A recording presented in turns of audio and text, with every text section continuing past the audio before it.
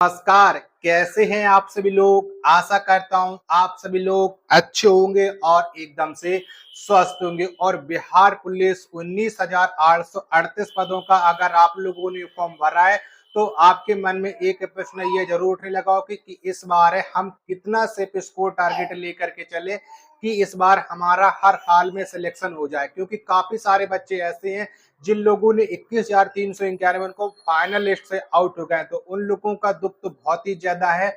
लेकिन अब आपको उसको छोड़ दीजिएगा। 19,838 की वैकेंसी आपके पास लगी हुई है और इसका एग्जाम डेट भी आपकी क्लियर हो चुकी है। काफी सारे बच्चे ऐसे थे जो लोग ये सोच रहे थे कि 21,391 में काफी समय मिल गया था हमें एग्जाम देने के लिए, तो 19,838 में भी हमें काफी समय है वो मिलने वाला है। लेकिन इस भर्ती में आपको ऐसा नहीं हुआ। आपकी एग्जाम डेट अभी से क्लियर हो चुकी है और इस बार सेफ स्कोर क्या रहने वाला है सब कुछ आपको इस वीडियो के माध्यम से डिटेल में आपको बताने वाला हूं। तो ये वीडियो आपको शुरू से लेकर के एंड तक है, फुल वॉच करते रहना है। जानकारी पसंद आए तो लाइक जरूर कर देना, कमेंट बॉक्स में अपनी राय जरूर बता देना। बिहार से जुड़ी हर एक जो भी वैकेंसी आती है, हर एक की अपडेट आपको हमारे यूट्यूब चैनल के माध्यम से आपको मिलती रहेगी।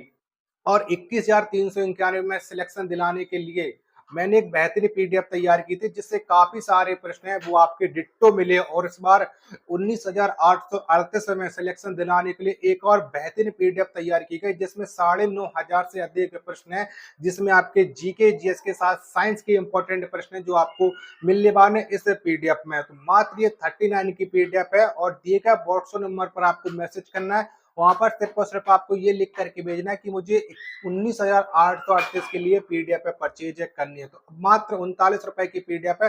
तो डिट्टो प्रश्न आपको इस पीडीएफ से मिलने वाले, क्योंकि 21,391 बहुत सारे कैंडिडेटों ने रिव्यू दिया था कि हमने जो पीडीएफ आपसे परचेज की थी उसमें काफी सारे प्रश्न मिले। तो इस बार आप लोग इसको परचेज कर लीजिएगा, बहुत सारे प्रश्न आपको मिलने वाले हैं। ठीक है, अब जो आपका डिसाइड करने वाले हो कि इस बार सेफ स्कोर का टारगेट हम क्या लेकर के चले, क्योंकि बहुत सारे कैंडिडेट ऐसे हैं जिनका 21,391 में फाइनली सिलेक्शन रुक गया क्योंकि उन्होंने फिजिकल भी क्वालिफाई कर लिया था। ठीक है, अच्छे नंबरों से अर्जित किया था, लेकिन पता नहीं किस कारणवश से उनका फाइनल सिलेक्शन नहीं हुआ। काफी सारे कैंडिडेट ऐसे हैं जिनका फाइनल सिलेक्शन नहीं हुआ। लेकिन इस बार आपको 19,838 में चूकना नहीं है। इस बार आपको हर हाल में सिलेक्शन लेना है। अब बहुत सारे अभ्यर्थी करेंगे कट ऑफ। देखो, कट ऑफ तो डिसाइड अभी नहीं कर सकता हूँ, लेकिन सेफ स्कोर तो आपको बता ही सकता हूँ, क्योंकि जो कट ऑफ डिसाइड होती है आपकी फिजिकली के लिए वो आपके एग्जाम के ऊपर डिपेंड होती है कि आपका एग्जाम में किस तरीके का रहा है, किस तरीके के प्रश्न पूछे जा रहे हैं, कितने बच्चे प्रश्नों को अटेम्प्ट कर पा रहे हैं, कितने बच्चे उपस्थित हो रहे हैं, कितने बच्चे अनुपस्थित हो रहा है। तो ये उस समय डिसाइड होती है। लेकिन हम सेफ स्कोर तो डिसाइड कर सकते हैं, क्योंकि हम इतने नंबर अगर लेकर के टारगेट चलते हैं, अगर बाई चांस किसी कारणवश हमारे प्रश्न गलत होते हैं और हमें दिक्कत होती है तो इतना तो अभी हम प्रैक्टिस कर रहे हैं, तो इतना हमारा सेफ स्कोर बनना है। लेकिन बाई चांस अगर गलत होते हैं तो हम अपना लेवल में तो पहुंच जाएंगे, क्योंकि हमें तो दिक्कत तो नहीं होगी। क्योंकि पिछली बार 21,391 बहुत सारे बच्चे ऐसे थे जिन लोगों ने आते हुए प्रश्न गलत किए थे। आते हुए प्रश्न गलत किए तो वही कैंडिडेट जान सकता है कि आते प्रश्न गलत करने से उनका फाइनल सिलेक्शन रुक गया।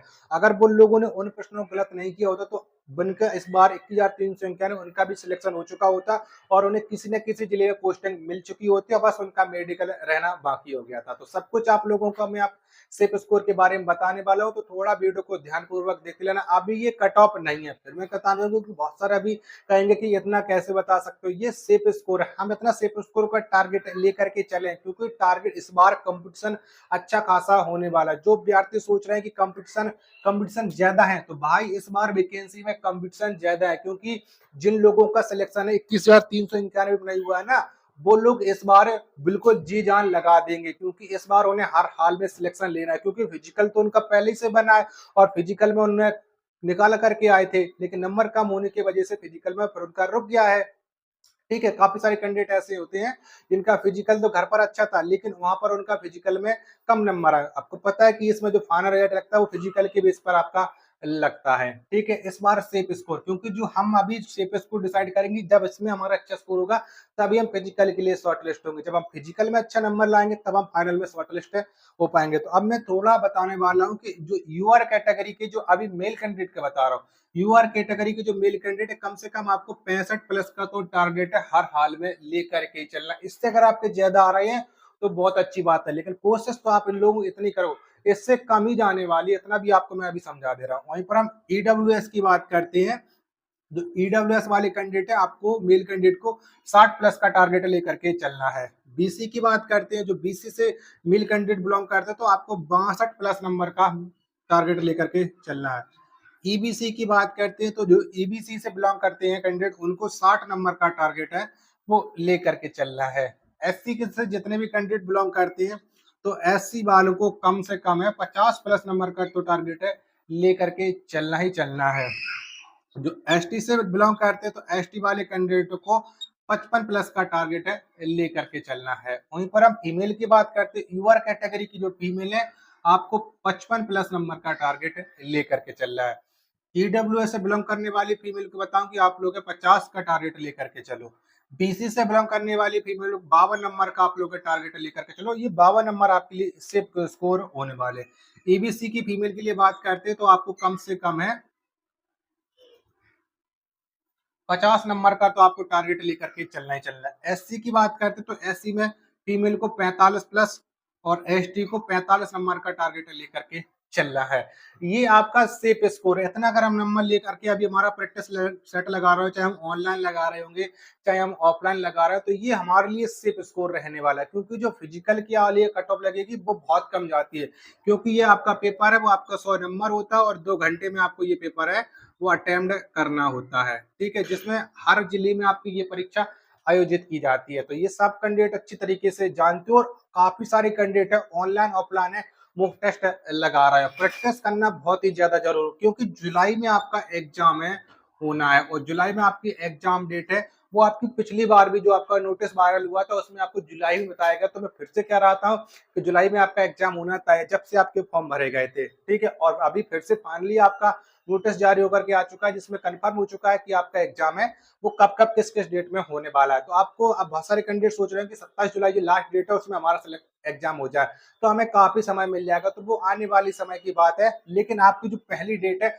उसी डेट के हिसाब से आपको टारगेट लेकर के चलना है कि कभी भी आपका एग्जाम हो जाए। लेकिन हम अपनी कैटेगरी से जिसमें भी बिलोंग करते हो उससे जितना मैंने बताया, तो इससे अगर आप लोग कोशिश करो कि 1 से 2 नंबर अधिक का आप लोग का टारगेट है लेकर के चलो। एक पब्लिकेशन के आपने प्रैक्टिस लगा लिए, अब दूसरे पब्लिकेशन के प्रैक्टिस लगाओ। जितना अच्छा आप प्रैक्टिस करोगे उतना अच्छा आपके सिलेक्शन के चांस है बन जाते हैं। आशा और उम्मीद करता हूं आज के वीडियो और ये जानकारी आपको पसंद आई हो, तो प्लीज आप लोग इस वीडियो को लाइक और चैनल को सब्सक्राइब करना ना भूलें। मिलते को नेक्स्ट वीडियो के साथ, तब तक के लिए धन्यवाद। जय हिंद, वंदे मातरम।